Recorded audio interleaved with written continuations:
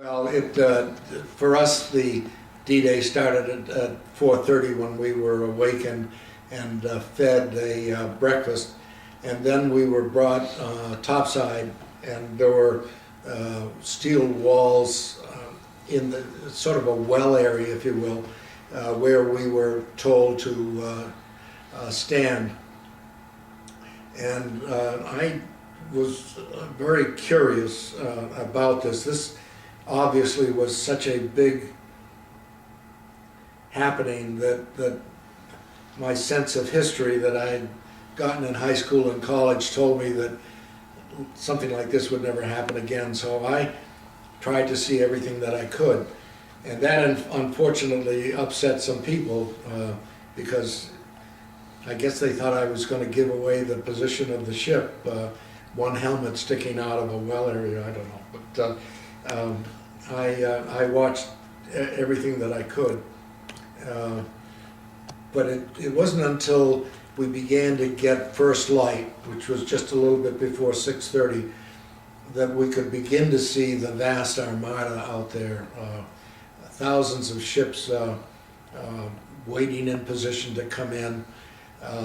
The battleships firing and the destroyers firing as well. The biggest impression was when the battleships let go their 16-inch salvos, because there was a blast of air that went throughout the whole area, and it would pick up your clothing and shake it. It was so strong. But they were firing at the draw where Company A of the 116th was wiped out. But as far as our vessel was concerned, we were the second wave, so we were waiting for things to settle down a little bit, because the Navy had sent in demolition people, the Army had sent in demolition people, but they were having a great deal of difficulty clearing lanes through all the obstacles so that ships could land. And what kind of obstacles were these that they were clearing away at? Well, there were 5 or 6 different types. They had logs that were driven into the sand and pointing out to sea with mines on them. They had them turned the other way so that if a small Higgins boat, which carried about 30 people, if it ran up on the log in any way, it would turn it over. We had what they called Belgian gates, which were about a 12-foot square, that were designed to hold off larger ships like a landing craft tank, as opposed to our LCI, which was just for infantry. But there were 5 bands of defenses that we had to get through, and we were having a good deal of, the Navy was having a good deal of trouble finding places where they could land safely. So we circled around for a good bit of time until our skipper said we're not going to go to the west where we were supposed to land, but we were going to go down to Easy Red, which was not as heavily defended as some of the draws, which were the entryways into the inland, which we had to go through. You couldn't go up the bluffs, you had to go through these draws, and they were heavily defended. But in between, it was not as bad, and our skipper got our craft onto the beach, and we unloaded, and shortly after it was hit by 75 millimeter guns from one of the concrete. The ship that you were on was on, yeah, number 553, and it was destroyed, and it was well, it was put out of action. I think they but you were no longer on that ship. We were long gone. Were you all off the ship at that Everybody point? was off of it. So you were in the water at that point. We were, yeah, and headed up up the bluff.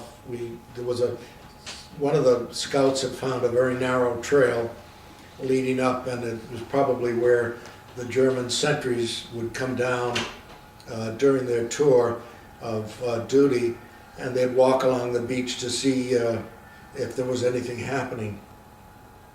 And it was well worn, and the whole battalion went up that little small path, and there was a man about halfway up lying on the ground with his foot blown off. He had stepped on a mine, and he was very calm and smoking a cigarette, and he was just saying, be very careful about the mines, stay on the path and look out for the booby traps. So that was... When you were going through the water, when you left the ship, how deep was the water at that point? Was it difficult to get into the land? Well, where I landed, I was about chest deep, but the tide there was a very strong one, both coming in vertically to the beach as well as horizontally. The tide was running about 4 knots, which threw a lot of people off. Boats landed, some landed 4 or 5 miles from where they were supposed to land. So there was a good deal of confusion, and there was smoke and all the other difficulties of an amphibious assault. It seemed for a while that everything that could go wrong did go wrong, but that was... Did you lose any men coming in, any people who did not right on the beach. Right afterwards we did, yeah, but not right on the landing itself. We had, the ship was hit, but it evidently deflected. These were machine gun bullets. You could see the yellow tracers coming down from a pillbox. Mm-hmm. But what helped us... You mentioned there was smoke that came in. Was that just happened? Was that from the fire of the guns, or was it intentionally put there by the U.S.? No, it was one of those fortunate mistakes. We fired tracers, and the bluff was covered with dried grass that was about 3 or 4 feet high, and somehow one of the tracers set fire to the grass, and it spread quickly, and the wind was blowing from the west to the east, so it blew across everywhere that we were landing. And so we had a smoke screen that helped us immensely, and that contributed to the success. But the other major factor was the naval destroyers.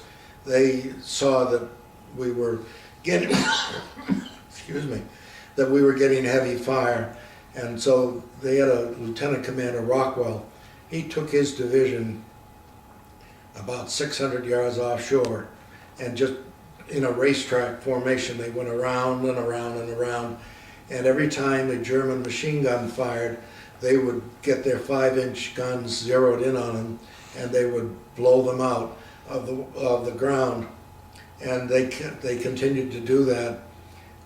One of the ships fired as much as 700 rounds in the 2 hours that they were on station.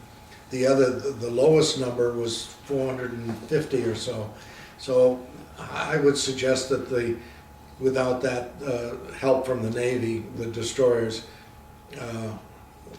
we would have had a great deal more difficulty than we did. Strong points all up and down the beach. There were only 5 access ways off the beach for tanks and trucks and so forth. And we were told to attack each one of those draws. And the worst case was, of course, the westernmost one, where Company A of the 116th landed, and they were wiped out in 15 minutes because there were machine guns up above, down below, mortars coming in, everything. And the Navy had shelled it a good deal, but for too short a time. They were not given the time that they wanted based on their experience in the Pacific.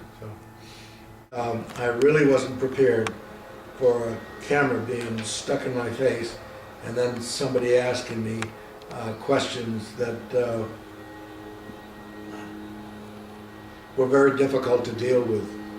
And you probably have seen pictures of veterans, and they start to choke up and the tears will come and all that sort of thing. And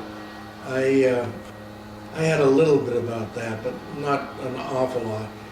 But it took, I don't know how many interviews and then getting into the tours for National Geographic. It got to the point where it was second nature, it was no problem. But for years I never talked to the family about it.